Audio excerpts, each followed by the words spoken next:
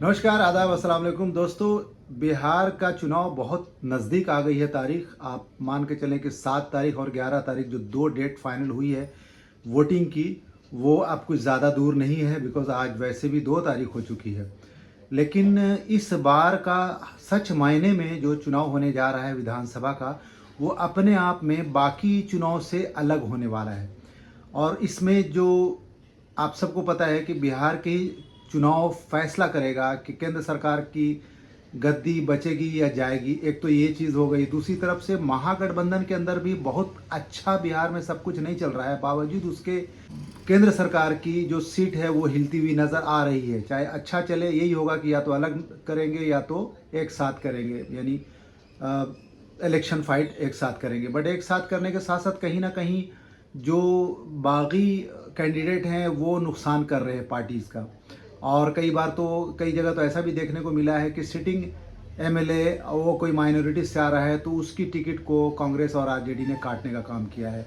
दूसरी तरफ एक बड़ा बवाल मचा हुआ है कि 2%, 4%, 6% सबको अपने साथ लेके चलो और 18% वाले को दूर रखो। और अब जब इतना वायरल हुआ सोशल मीडिया पे, तब देखने को मिल रहा है कि तेजस्वी यादव अपने बैकग्राउंड में यानी सेकंड सफ में कुछ टोपी वाले भाइयों को बिठा रही है ताकि फ्रेम में एक दिखे कि मियाँ भाई है। महागठबंधन का जब जब बड़ा जब मीटिंग हुआ है, तब तो एक भी बड़ा चेहरा यानी एक भी मुस्लिम समाज से कोई भी नज़र नहीं आया।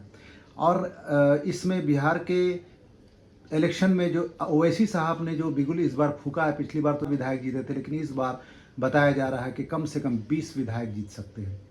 आंकड़े की बात करें तो उसकी ख़ास वजह यह है कि बहुत लोग जो नाराज़ हैं मुस्लिम समाज के और जो माइनॉरिटीज़ के अल्पसंख्यक से जो लोग आते हैं, वो एमआईएम के दामन को थामने का काम कर रहे हैं। और उसमें एक नाम अभी अभी जुड़ा है, एजाज़ अहमद, जो काफ़ी पुराने नेता हैं।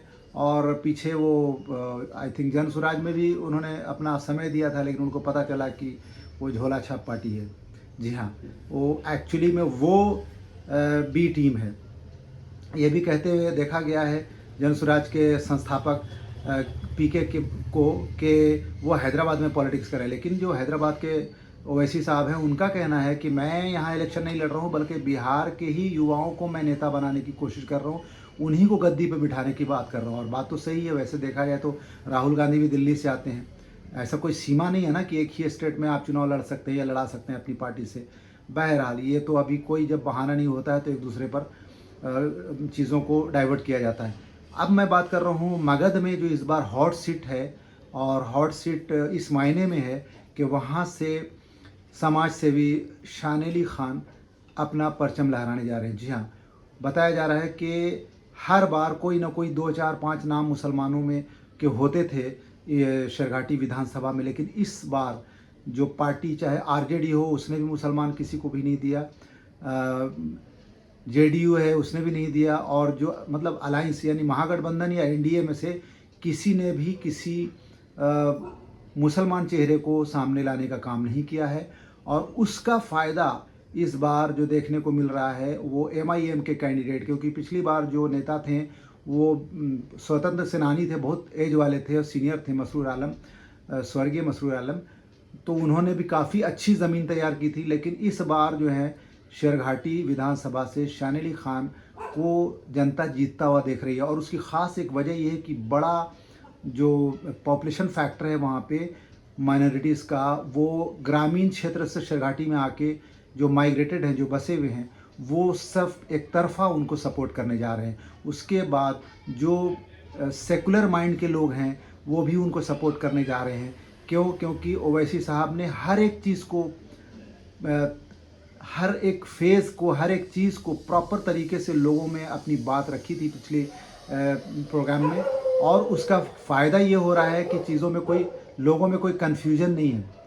और जिस तरीके से door to door, day night ये शान अली खान और उनकी टीम मेहनत कर रही है शेरघाटी विधानसभा में, और शेरघाटी की छोटी बड़ी समस्याओं को बेहतर करने के लिए, शेरघाटी के भविष्य को मजबूत करने के लिए जिस तरीके से अभी से उन्होंने ताना बाना जोड़ना शुरू कर दिया है, उससे वहाँ के लोगों को बहुत उम्मीद हो गई है। और एक तरफा वन साइडेड ये इस बार जो इलेक्शन होने वाला है, वोटिंग होने वाला है 11 तारीख को, उसमें इनको लोग सपोर्ट करेंगे, वोट करेंगे।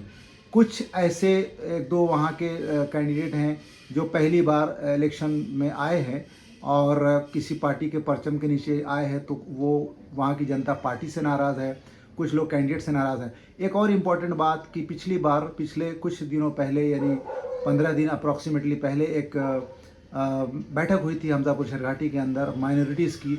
उसमें जितने मुस्लिम नेता थे उन्होंने इकट्ठा होके मुस्लिम मंच के हिसाब से बैठक किया था और आपस में वादा किया था, खुद का अलाइंस किया था बेसिकली, कि आप आरजेडी से हैं, जेडीयू से हैं, एमआईएम से हैं, किसी भी दल से आप हैं और आप टिकट लेके आएंगे, कोई भी एक ही कैंडिडेट रहेगा और उसको हम सब मिल के सपोर्ट करेंगे और जिता कर भेजेंगे। इस बार इस वादे को पूरा करने का मौका है, क्योंकि आरजेडी, जेडीयू और एलजेपी इन सब ने तो मुस्लिम किसी कैंडिडेट को टिकट नहीं दिया, लेकिन हाँ एमआईएम ने ज़रूर दिया है।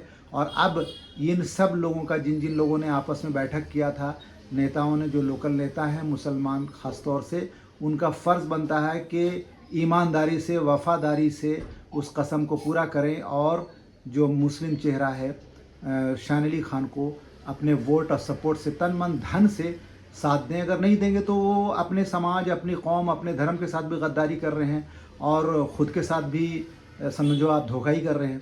तो इस चीज़ को अगर पूरा करेंगे तो ज़्यादा मार्जिन से इनको जीतने का चांस मिलेगा। और वाकई में ये, जैसा कि रिपोर्ट आ रही है कि ये काम करने की नीयत से, डेवलपमेंट की नीयत से ही ये चुनाव में आए हैं।